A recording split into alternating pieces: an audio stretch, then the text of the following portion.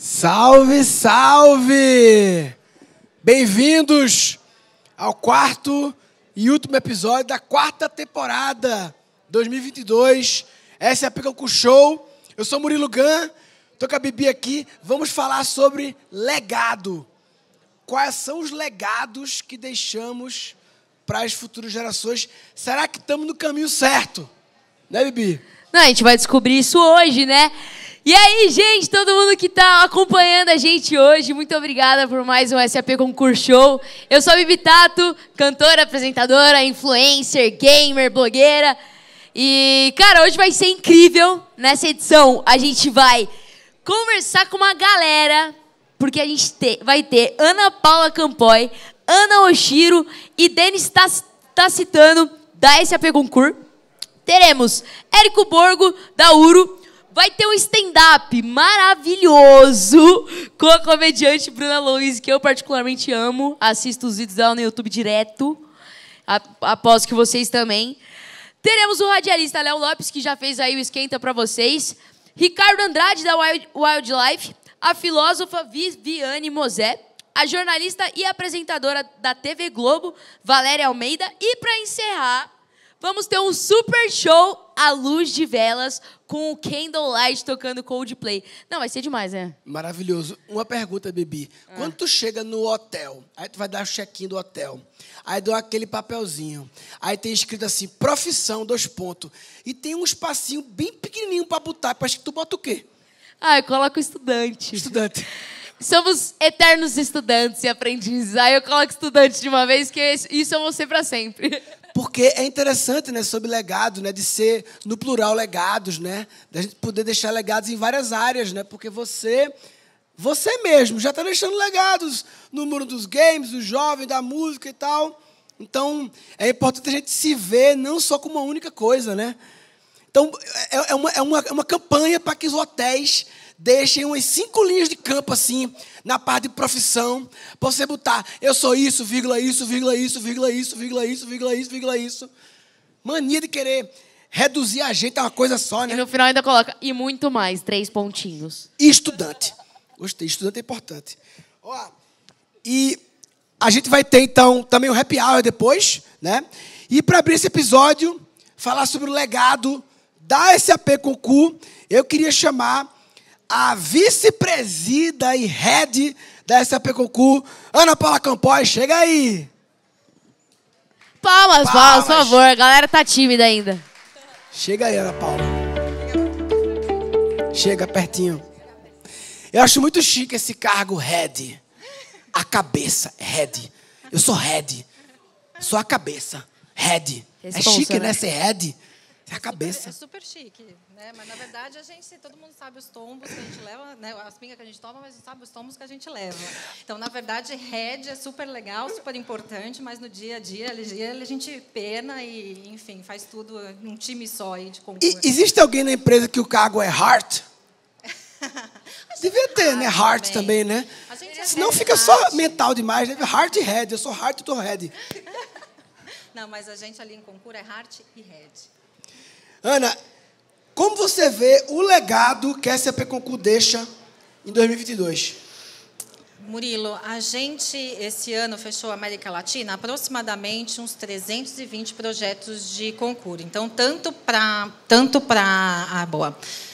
empresas que a gente fechou esses 320 projetos, tanto para empresas que já tinham concurso, quanto para novas empresas que escolheram concurso com a sua plataforma para caminhar junto aí e nesse software de despesas e de viagens. Mas, paralelo a isso, o time tem inúmeras reuniões aí em outros clientes que ainda estão fazendo essa seleção. Mas a pauta é sempre a mesma. Então, como é que a gente sai depois de 2, 3 anos caóticos, né? Então, a gente não tinha que gerenciar gastos corporativos, não tinha que gerenciar viagens corporativas e agora retomou. Então, a gente tem um boom de viagens. Então, a gente retomou tudo isso, os clientes e parceiros querem que a gente vá até eles, né? Então já não é mais tudo virtual, então a gente está voltando em reuniões presenciais. Como é que a gente gerencia isso? Então a gente precisa ter uma governança corporativa muito grande, até mesmo porque a mentalidade das empresas mudou muito durante a pandemia, né? Então a gente realmente acredita que a gente pode acompanhar. E o projeto de concurso, por exemplo, se você falasse há 3 anos atrás, O projeto de concurso era um projeto que, obviamente, trazia retorno de investimento para as empresas, só que ele era um projeto ali de expense, de travel, ok, tinha um retorno de investimento, dava mais governança, mas hoje, acho que on top a isso, é um projeto transformacional, né? A gente vai falar um pouco de sustentabilidade hoje, então é muito mais do que só um projeto de expense, de travel. Então, acho que o nosso legado esse ano é esse exercício que a gente faz dentro dessas companhias, entendendo que realmente essa parte das companhias ela é estratégica e que esse projeto é transformacional. E quando a gente fala de legado, pensamos em ESG, impactos sociais, corporativos e no meio ambiente. Isso aí. Como que a SAP Concur se integra nesse contexto? Bibi, a gente, todos os fóruns que a gente vai, todas as reuniões que a gente participa sobre sustentabilidade, as pessoas falam, bom, se é bom para o mundo, é bom para os negócios. E é verdade, né?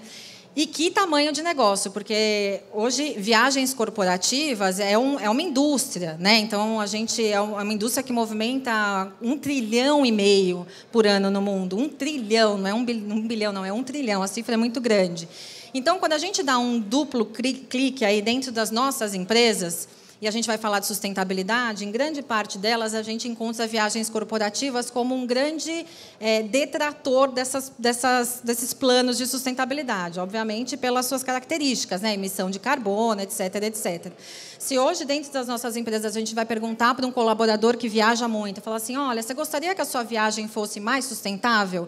Ele com certeza vai falar sim, mas aí a gente ia fazer a próxima pergunta, ia perguntar como, e aí ele ia falar, não sei. E assim é para quem é pessoa física e ainda a gente está engatinhando como pessoa jurídica.